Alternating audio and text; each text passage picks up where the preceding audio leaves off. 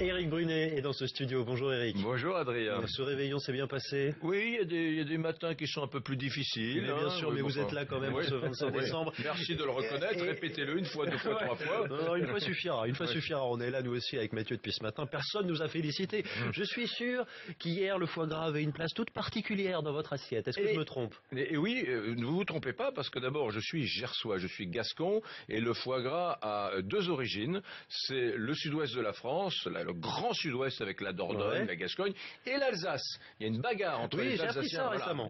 Bagarre. Qui a inventé le foie gras le premier? Ça se joue entre le sud-ouest et l'Alsace. Bon, donc foie gras de culture. Ben oui. Alors le seul petit problème, c'est que maintenant c'est presque la nouvelle affaire Dreyfus dans les familles quand on sort le foie gras. Mais oui, il y a toujours le cousin, la belle-sœur, l'oncle, etc. qui dit ben moi j'en mange pas parce que le gavage des oies, le gavage des canards. Très bien, bonjour la souffrance. Bon, alors parce qu'effectivement, on dit que les animaux souffrent pendant le gavage. Non, et on le dit de plus en plus fort, et on le lit parce qu'il y a 3 bouquins qui sont sortis ces dernières semaines.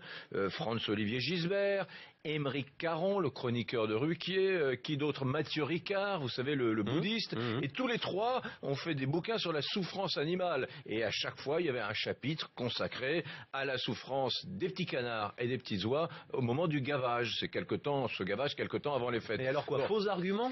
Vrai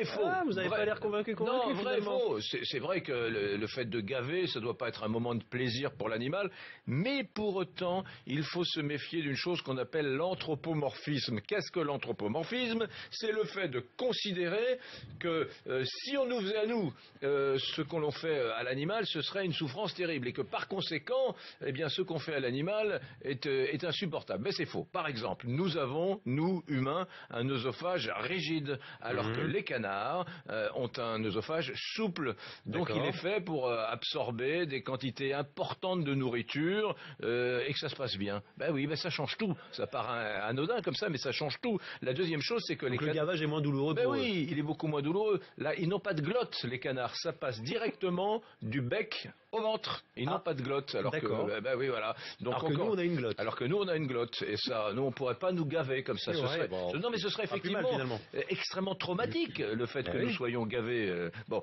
alors, ça, c'est pour le premier argument. Le deuxième argument, c'est qu'un canard ne meurt jamais de gavage. On a l'impression que ce gavage, encore une fois, c'est quelque chose de violent, de radical. La réalité, c'est que le gavage ne tue pas. Le foie, il est élevé pour ça, quand même. Le foie devient gras.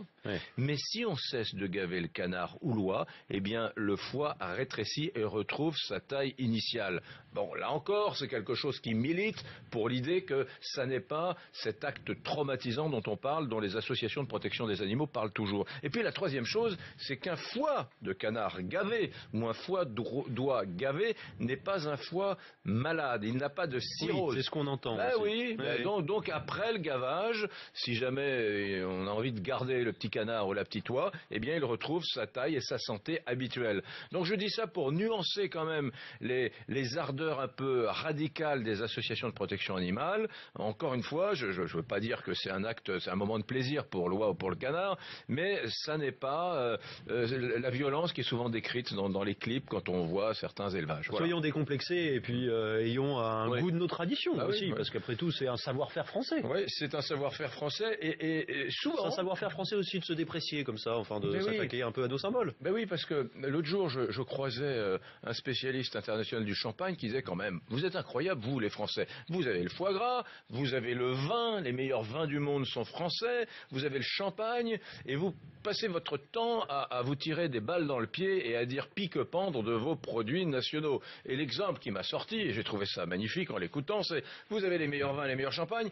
et vous êtes le seul pays au monde à avoir un dispositif comme la loi Evin qui condamne de façon masochiste vos propres produits sur votre marché intérieur. La loi Evin, c'est quand même une loi qui interdit la publicité de nos produits qui sont les meilleurs du monde sur notre marché intérieur. On est parfois un peu paradoxaux, nous autres Français. Et les pubs sur l'alcool. Oui, les pubs sur l'alcool. Non mais et cette histoire-là de foie gras témoigne aussi quand même du fait qu'on n'a pas tellement envie de les défendre, nos produits. C'est vrai que le foie gras est interdit dans certaines tables, sur certaines tables, incroyable en Angleterre, en Californie, Aux c'est vrai. États-Unis, ouais. Ouais, on aurait des arguments pour le défendre, le foie gras. Eh bien, au lieu de cela, eh bien, on a le sentiment que, on est en train de se dire, oui, imitons nos amis anglo-saxons, il est scandaleux de gaver les oies et les canards. Eh bien, non, je le dis bien fort aujourd'hui, ça n'est pas scandaleux de gaver les oies et les canards. Si on veut s'intéresser de près à la souffrance animale, croyez-moi, dans les abattoirs de France et de Navarre, il y a des combats beaucoup plus légitimes à mener.